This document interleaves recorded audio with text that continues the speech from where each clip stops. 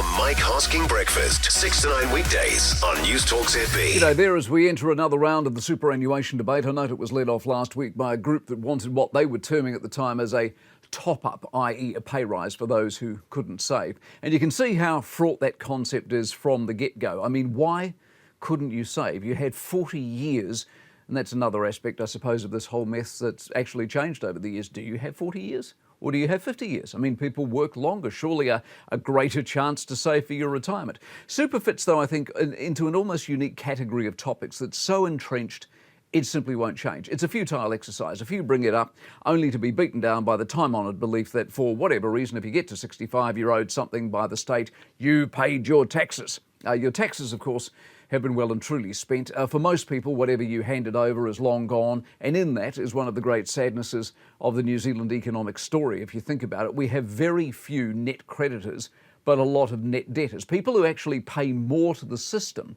than take from it are very rare indeed.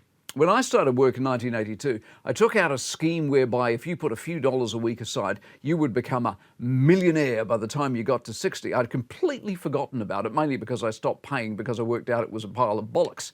I was reminded, though, of it the other night when a text came through from an old girlfriend who had, when we were together, taken out her own policy, but had stuck with it, unlike me. 40 years later, she informed me she was about to collect $106,000. Not quite a millionaire and not really a stunning return on investment. But what I'd worked out all those years ago was the government were not to be part of my retirement.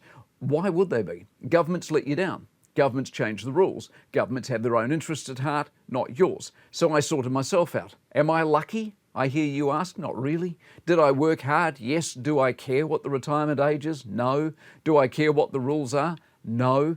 That's the value of charting your own course and not being beholden to overlords. The Mike Hosking Breakfast, 6 to 9 weekdays on NewstalkZB.